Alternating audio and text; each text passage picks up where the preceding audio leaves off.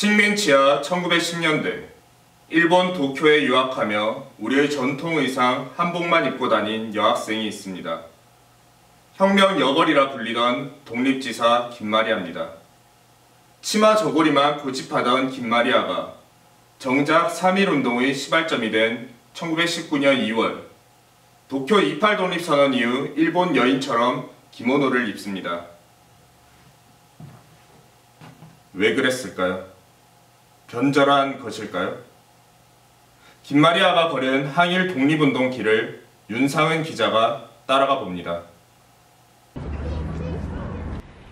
이곳은 독립지사 김마리아 선생이 3.1운동 당시 수감됐던 구 서대문 형무소 여옥사입니다. 김 지사는 1919년 2월 8일 도쿄 유학생들의 28 독립선언문을 갖고 귀국합니다. 귀국 당시 평소 입지 않던 기모노의 허리춤에 독립선언서를 숨겨 들여옵니다. 28 독립선언을 3.1운동으로 연결시킨 김 지사는 이곳 5번 방에 수감됩니다. 들어가 보겠습니다. 지금은 벽면이 거울로 바뀌었지만 성인 한 명이 생활하기도 힘든 1.5평 정도 되는 독방에 갇혀 생활했습니다.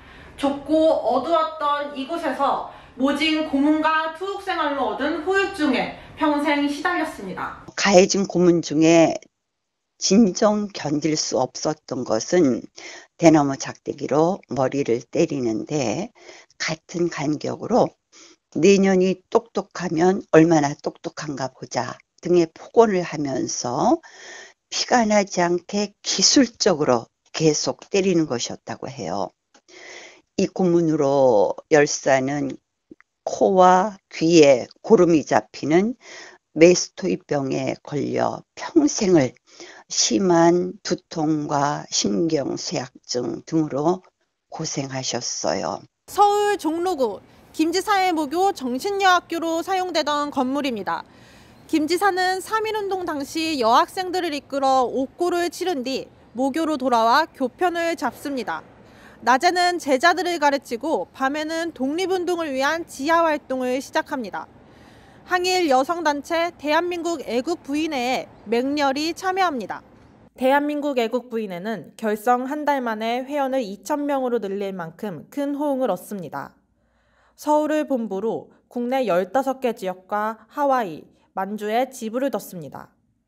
군자금도 6,000원이나 모아 대한민국 임시정부에 전달하는 성과를 냅니다. 독립전쟁이 일어나면 즉각 참여할 결사부도 조직했습니다. 임시정부의 독립군 양성에 보조를 맞춘 겁니다. 하지만 김 지사는 일제에 다시 체포돼 대구 감옥에 갇혀 더 모진 고문에 목숨까지 위태로워집니다. 병세 악화로 가석방된 뒤 김 지사는 본격 독립운동을 위해 중국으로 망명합니다.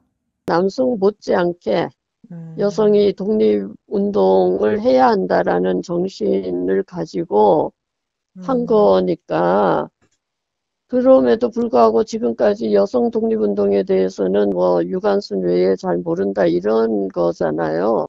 실제로는 여성이 당시에 동참하지 않았으면 독립운동 자체가 성립했을까? 왜냐하면 여성이 남성들의 활동에 모든 걸 그러니까 먹여주고 입혀주고 했다라는 거잖아요. 생존의 문제는 여성이 다 해결을 하는 셈이고. 상해로 간 김 지사는 1922년 2월 임시정부 임시의정원 회의에서 김구 선생과 함께 황해도 의원으로 선출됩니다. 우리나라 최초의 여성 국회의원에 해당하는 직책입니다. 하지만 김 지사는 상해 임시정부 분열상에 실망해 1923년 6월 미국 유학길에 오릅니다. 독립을 위해 후진 양성 교육이 중요하다고 여겨 미뤄둔 학업을 지속하기 위해서입니다. 김 지사는 미국 유학 중에도 여성 독립운동 단체인 근화회를 조직해 활동합니다. 도산 안창호 선생이 조직한 항일단체 흥사단에도 가입해 독립운동의 길을 중단하지 않습니다. 김 지사는 미국에서 학업과 독립운동 활동을 마치고 1932년 귀국합니다. 일제의 감시로 서울 활동이 힘들어진 김 지사는 원산의 신학교로 가 교육과 항일 활동을 이어갑니다. 하지만 고문 후유증이 악화돼 투병 생활 끝에 1944년 3월 독립을 1년여 앞두고 53살에 순국합니다.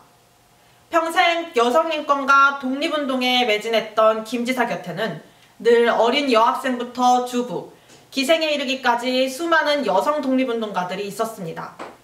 하지만 지금까지 서훈을 받은 여성 독립운동가는 432명, 전체 독립유공자 15,511명 중 2.7%에 불과합니다.